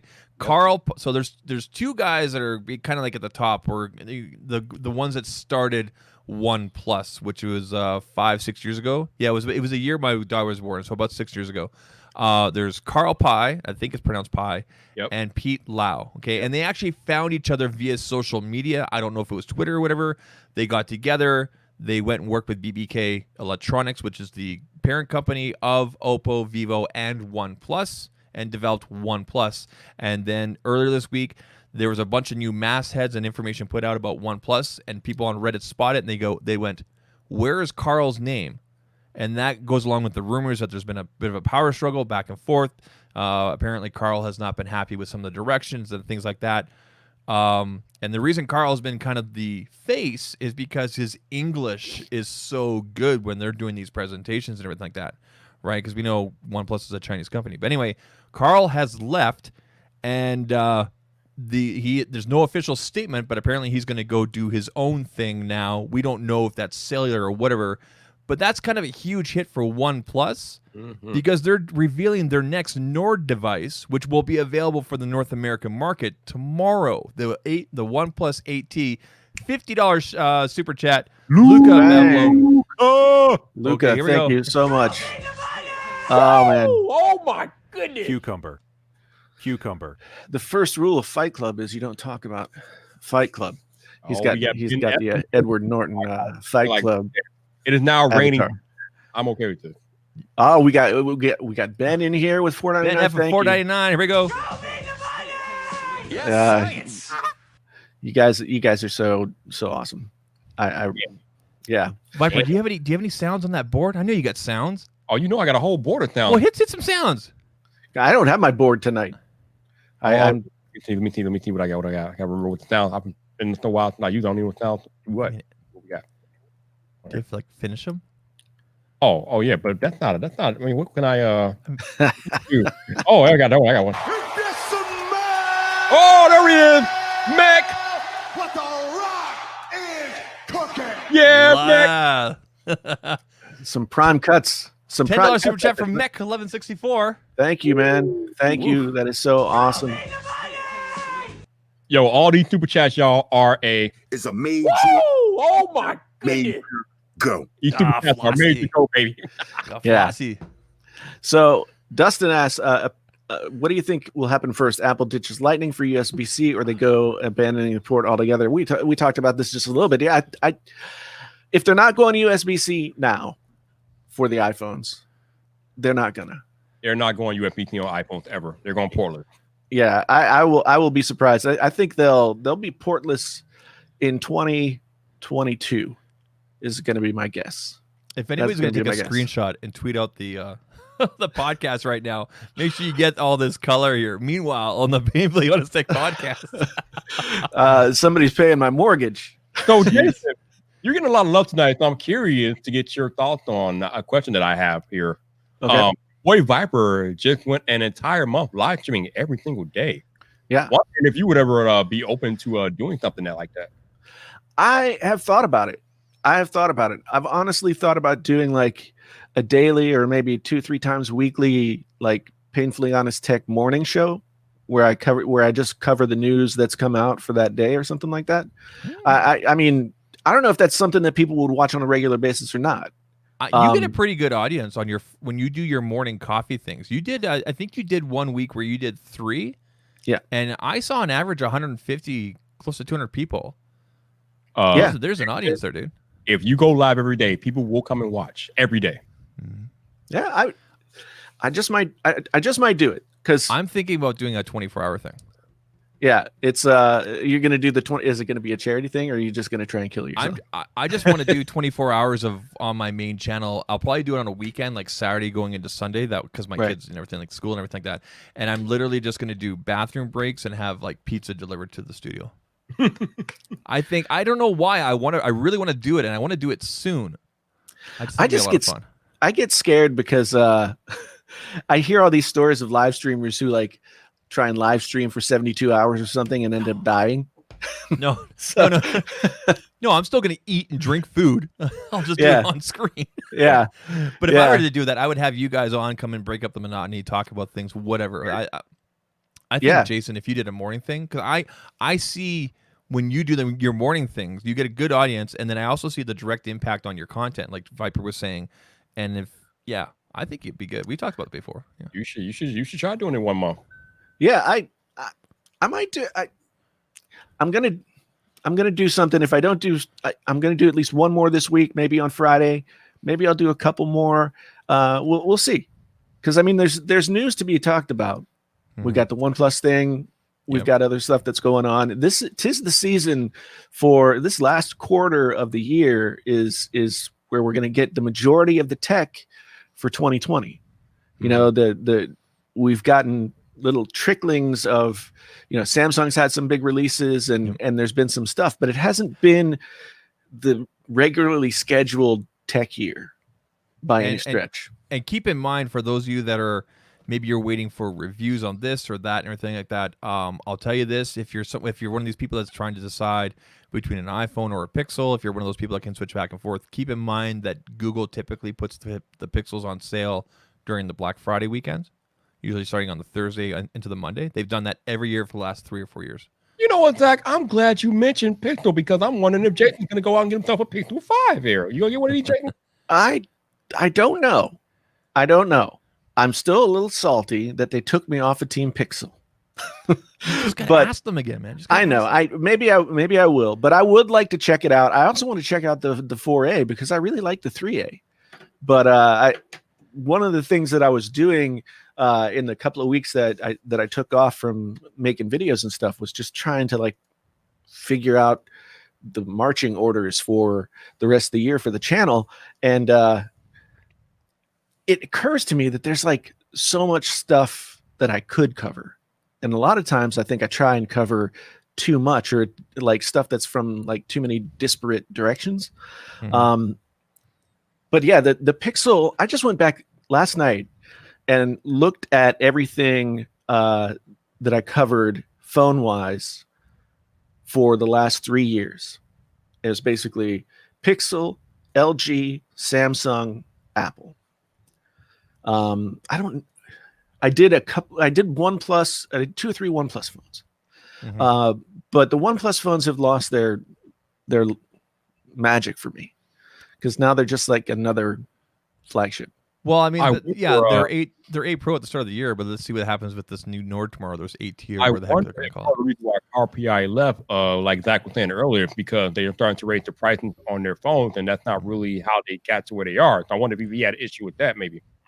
That's if you read into the Reddit threads and everything like that, and depending on what you believe and everything like that, there's been this whole thing between Carl and Pete has been ongoing for the last couple years, and apparently the flames really had a lot of gas poured on them when people, like you said, Viper, kind of pushed back. But what now? You're everything you fought against. Do you know what I mean? Right. You've Right, become yeah. what you. Right. We talked about this in extensive, right? And I think that was probably the last of it for Carl. So Jay, we got it. Talking to y'all. That's. I don't know how long did they last.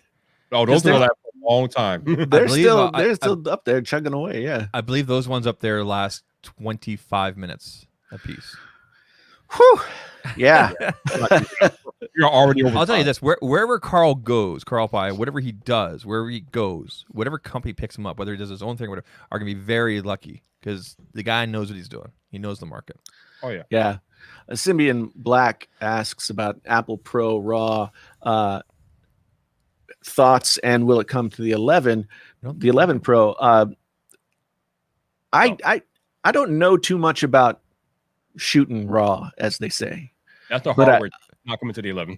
I don't, it's not a software thing. I think it's actual physical sensor that depends. Yeah, on I think that it is a hardware thing, Yeah. but the fact that you can shoot RAW on an iPhone and everything that brings to the table is incredible. Okay. It's incredible. I'm looking forward to seeing like some of the YouTubers who are very serious about camera stuff. I'm anxious to see what they have to say about these new cameras. I'm an idiot. What Okay. does that mean? What does shooting in RAW mean? What does that mean, Jason? I don't know what that means. So raw images in the camera, as I understand it, and this might be an oversimplification or just kind of wrong. It instead of putting everything together in a codec, like all of the different things stay separate, like the colors and all that kind of stuff, so that you can actually get down to the various levels of the photograph and work on that much deeper level before you commit to a color science or something like that. That's how I understand it. I got this from Google. I'll just paste it here. Oh no, I'll just read it to you here. A camera raw image file contains minimal processed data from the image sensor or either a digital camera, motion picture, film scanner, or other image scanner. Raw files are named so because they are not yet processed and therefore are not ready to be printed or edited with a bitmap graphics editor. I mean, that's just from Wikipedia there. So it's raw, like, right? Yeah, you said Google at first, and I was like, wait a minute, the Pixel doesn't have raw. The Pixel doesn't shoot raw. No. Those are processed. That's for sure. Yeah, that's basically what it is. Now, Apple Pro RAW might be some kind of amalgamation of different things. Like ProRes is sort of like a loss, not. Well, I guess it's not lossy. It's sort of a raw-ish kind of video codec. I can see TLD Jonathan Morrison doing a really big breakdown on that. That's totally his thing, right? So. Oh yeah, absolutely. Yeah. Dustin checked out the LG Wing at Verizon. I got to get back on the email with my LG contact to see if I emailed when they were announced, and I was like, hey, I want to check it out, because the LG Wing is like to me it's a wild card phone. Mm-hmm. It's either going to be like super cool,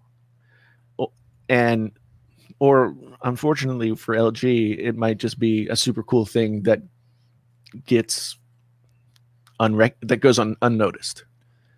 Because I mean, LG can't catch a break. The V60 is still my top 3 favorite phones of the year, and they can't get any traction. But I feel like they're doing better. I like the idea with the Wing that it's a familiar form factor, like the slab, but then with added functionality.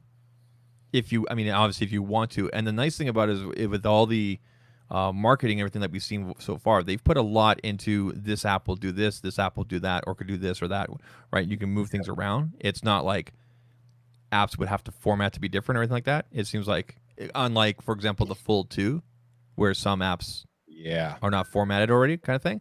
Whereas you're basically just taking apps that are already used to being, like this to horizontal, right? So with this extra screen, it seems really useful.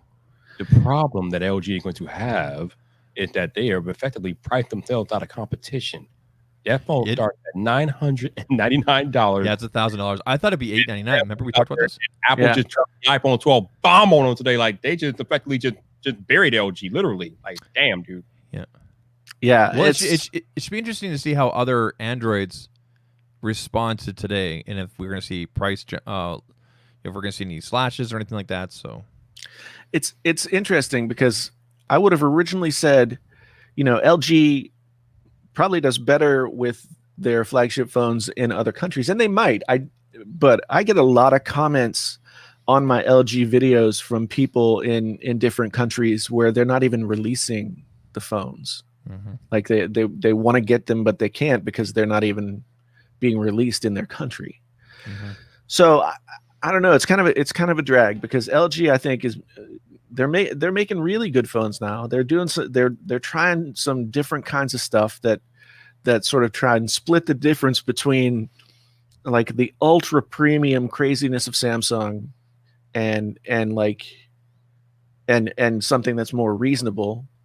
Like the V60 for $900, including the dual screen case, is a huge value. I mean, it's crazy. And when you compare it to something like, well, I don't think you could even compare it to, say, like the Z Flip, but if you compare it to the Z Fold 2, I mean, the Z Fold 2 is $1,100 more expensive. So there's not really anything in between, because the Razr or the Z Flip, like I said, they're just flip phones. They don't offer you like anything additional than what they originally did. Say there's nothing in between. I mean, you maybe could talk about the Surface Duo. I don't know. No. I honestly thought there was a fourth person on the podcast. I was looking down at my notes here. I did not know that was Viper. I got freaked out for a second. I did. I wanted the Surface Duo to be cool. I did. I really did. But so did Microsoft. But I saw, when I saw people fooling around with it in videos, I was just like, that looks like something that you would buy like at Kmart. It just looks cheap. Oh man, hold on, y'all. Y'all know what I gotta do, right? Y'all know what I gotta do. Oh, shots fired on the podcast. You guys still have Kmart in the United States? We don't have it here anymore. No, I guess they've been shut down for a couple of years now, I think. Okay. But yeah, Kmart, Walmart, whatever. It's like the 99. I think it was GameSki today put out a tweet saying that somebody was selling a $59 tablet on Amazon for Prime Day. And it's like, can you imagine how terrible a $59 tablet would be? Yeah. I remember way back in the day, like early in the iPhone, in the iPad days, my assistant at my old job bought from Walmart a $99 tablet. It had a plastic screen. Oh my god! Like like the Fold of last year, and it, like, the chip that it had in it couldn't even run Android. just like, it was like the only company that can make super cheap tablets that are halfway worth buying is Amazon. And I mean, those are basically subsidized by the fact that, it's Amazon Prime and everything else. So it's it's crazy. But well, we are approaching the 145. I don't want any flack about we have to keep the podcast shorter because of uploading. I know. Blame the people tonight, Jason. Blame I the know, people that love your face. Yes, I guess we'll just have to keep sticking around. Yeah. Hey, he said something between, and technically the Surface Duo is in between the Wing and the Fold 2. But I mean, as he eloquently stated, nobody's really taking the Surface Duo serious. Oh, some people are, but most people really aren't. So I mean, if they make another Surface, a Duo 2, which is like, isn't that the same, like a Duo 2? That's like the same thing, right? That's Surface deja vu. Yeah, it's like the Sony Xperia 1 2. Which, I mean, But if they make another Duo, They will. it could be really cool. But I really don't think that I really don't think that they're going to be able to do it. I was so looking forward to the Surface Book 3 because like I've been having this thing where like I want to go all one platform, and as long as Macs can't do gaming and stuff like that, I can't do it. So I was really looking forward to the Surface Book 3. And then they released it again without Thunderbolt 3. Mm-hmm. It's like, that was the thing that people complained about when you put out the Surface Book 2 like 4 years ago. Yeah. So you left it out again. Why? Microsoft's got a interesting way of the way they look at their market and everything. And I still can't figure out who the Surface is for. Yeah. Do you know what I mean? Like, the Surface 2. I still can't figure out like who that's for. Because they've got the Surface, they've got the Surface Pro, they've got the Surface Go, they've got the Surface Book. They've got so many things. So is it directly for those people that like that Surface ecosystem, I guess? I don't know, man. I don't know. I don't know what space it fits in the lineup that they have. Because when I first saw the Surface Pro, I was like, that is a cool idea. Yeah. And it has turned out to have one that has legs that is stuck around, even though I know from my experience teaching at a college, the quality control is not all that great, at least on the first few Surface Pros. Yeah. But yeah, now they just seem to be like sort of doubling down on certain form factors, and I don't know. I don't know what Microsoft can't seem to. They had the opposite problem with Google. Like, Google has all these ideas, they never follow through. Microsoft follows through, but it never pays off. Google follows through, but they kill things off. Look what what's the detector thing on the 4 they didn't bring in the 5 this year? Oh yeah, the Soli. Now Soli, yeah. Google did put out a release. I think it was the day after, or maybe that late the same day that they revealed everything on the 30th there, that Soli will come back, which is great to hear. But I think maybe they had the foresight to go, okay, economics this year, let's go back to what really works, fingerprint sensor on the back, materials, and then now we have a great $699. Well, according to the project lead of the Pixel 5, she told us that because they decided to go nearly bezel-less, they did not have the room to put the Soli radar chip into the phone, so they decided to bypass it this year. That seems to make sense. Yeah. They do plan on coming back to it at some point, but who knows? Yeah, they said Soli's not dead, so. How many times have we heard that from Google, though? How many? Literally, Google has said that about so many different things, and then like a year from now, Soli will just there'll be a little press release, and it'll go into the Google graveyard, and that'll be it. Okay, so we have 149 people watching. So out of all of y'all watching and listening tonight, let me know in the chat if you plan on getting one of the new iPhones, and let me know which one you're getting. I'm curious to see what you guys are planning on getting this year as far as iPhones go. And yeah, I'm curious too, or not. Like, a lot of people in the comments on my video were already saying that they're standing pat on what they've already got, and that's a totally valid. Look what Jermaine's doing. If we donate 200, I have to bring back the post-show Twitch hangouts, which I could always do. But I only slept 2 hours last night, so that's I keep doing this thing, and I think it's COVID sort of weirdness related. You need some gamer subs in your life, man. All right, we got Don rocking his iPhone XR. We got Bill Utah. He's getting a Pixel 4a 5G. That's a good choice. Jonathan wants the 12 Pro Max. Nice. Gabriel getting the 12 Pro Max as well. In the gold.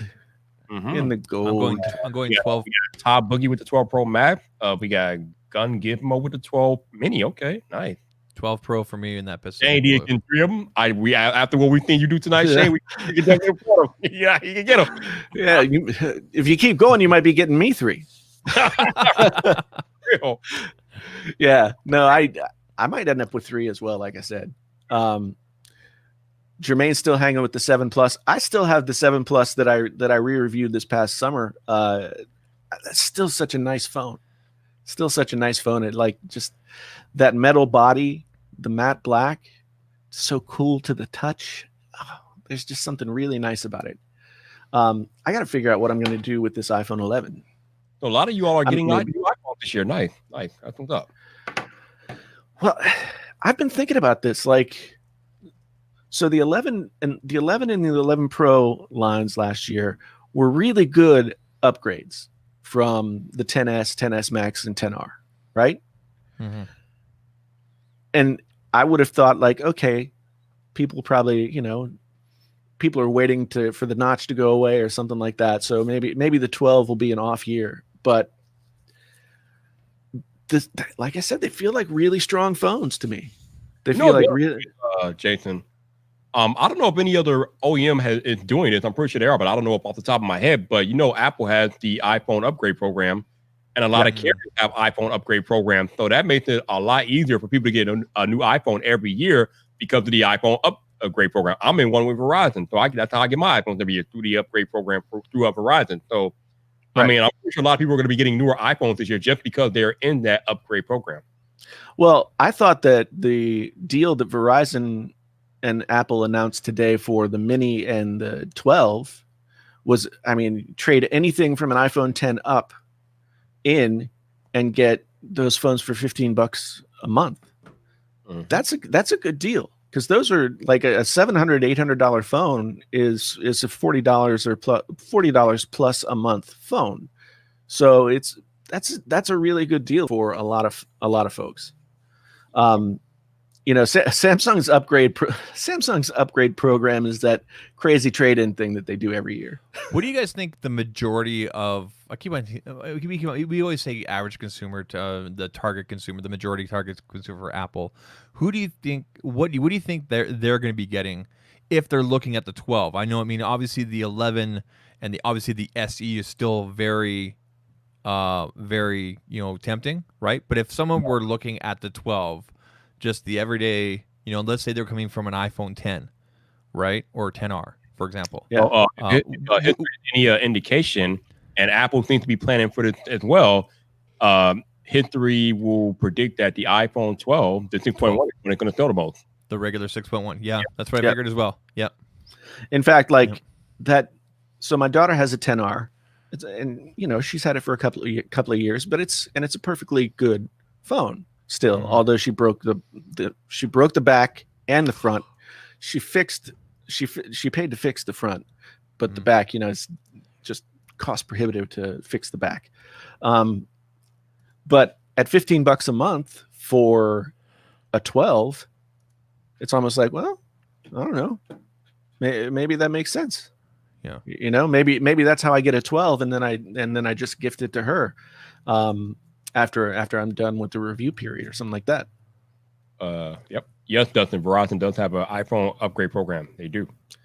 I've never gotten on it. Like I have so many stupid lines on my Verizon plan. By the way, I meant to mention this when we were talking about how the charger's on the box, the charging brick. Yeah. It's not just the new 12s that don't have it. If you look up the iPhone 11 on Apple's website right now, and you go down the part that says what's in the box, it's not in there anymore. Okay. Yeah. Well, I bought the Apple Watch Series 3, and it wasn't in there. So, and that was right after that event. Yeah. That I bought the Series 3. Now, funny story about that Series 3. I got it. I opened it up. I think I opened it up while we were on the podcast, right? Yeah, and it was programmed with somebody else's name, right? Yeah, I tried to use my ID, and it had somebody else's ID in there, and I was just like, "This is weird." Even the 10R doesn't have a charging block. I'm looking it up right now. Interesting. No blocks. They've got rid of all of them. Man, Apple is not playing. They are trying to go 100% carbon neutral by 2030. They're not playing games with y'all. Man. Gotta go find somewhere else. The thing is, like, I at least feel a little bit better about no brick in the box since stuff like MagSafe is available. You know, that's like another option on top of what was already there. But if you're buying an iPhone 11 and there's no brick in the box and you can only get like, you know, $29 for the fast charger or whatever they're going to charge for that's a headline right there. No iPhones come with charging bricks anymore, or charging adapters. It's not just the new 12s. It's all of them on their website. Either you got a chance to look at the email from Nomad today. No, I haven't. I haven't, not yet. Nomad, obviously they're making iPhone cases and they got a new color and oh my God, it's so sexy. I saw that email came through just before we went live, correct? There it is. Cases are new. So sexy. Oh my God, I want it. I see the brown and a black. They got a colorway called natural. Oh, it looks so good. Oh my God. Okay. Woo, good. So Gabriel's asking about the iPad Air, and I've had a few people I saw in the comments. A few people were asking about the iPad Air. I did look at the website today, and it says, and I don't know how long it said this because this is the first time I looked, but it says October. There's no like day. Well, John had a Proctor tweeted out that apparently it's going to be on pre-order on Friday and then be available next Friday. Okay. So, all right. So maybe we'll see a press release between now and Thursday. That natural does look nice. Bro. Woo. Yeah. That would dirty up quick though. Probably. I don't care. Yeah. I don't care. Hey, Nomad, where's our charges, man? Where's our charger? We started on that. Yes, Steven, I was just surprised that the Series 3 didn't have a charging brick because I assumed that they were still selling like old stock of the Series 3. I took it out, man. But no, like the box didn't even have a place where the charger would have been. It was just like, hey, for those of y'all that have an iPhone 11 model, hold on to your box. It's going to become a collector's item. Yeah, really, right? I'm sure Drew from Taylosif has one taped to his wall. Probably. I'm sorry. I'm just I'm, as they say in the British Isles, taking the piss a little bit there. But you know, So what's left? I think this is the last major release of tech this year, right? Well, I mean, there's the consoles. Oh no, yeah. Yeah, it's kind of amazing, but we're already like halfway through October. Yep. And so we're like 5 weeks away from Thanksgiving. Yeah. Oh 5 or 6 weeks away from Thanksgiving. That was yesterday. Oh my goodness. That was yesterday, man. Oh yeah, for him it was yesterday. Oh, that's right. Yeah. Well, for us down here, you know, we have to wait. So a bunch of weird Americans. Yeah, well, you know, but and then like so these next 5 or 6 weeks are really like the window. But in that time, we're going to get probably new MacBooks, maybe new iMac, but I doubt it. We're going to get AirPod Studio, hopefully. Mm-hmm. I saw that El Jefe tweeted out today that Apple did drop like a neckband Beats thing today that they didn't announce, but there's a new little Beats earbud thingy. Those were the Beats X when they first came out. I don't remember what they're calling them now. Yeah, so there's still stuff to come. It's gonna be an expensive October/November. I think as we get closer to Black Friday, maybe even before then, in specific response to Apple's announcement and the fact that they came up with these great new devices with little to no change in price, we might see a lot of aggressive pricing from some Android OEMs like Samsung and whatnot. Yeah, well, and that's good for consumers, right? No major smartphone releases no more after this, I don't think. No, I don't think so. No. I mean, unless Samsung comes out with a Note 20 FE edition. Oh, I'm on that. Oh, the Viper are going to be fierce this year. Lord have mercy. Well, that's the thing. Like, Samsung, I mean, you couldn't predict. Well, I mean, they were there. There was already an issue on their side of the world before they released the S20s, right?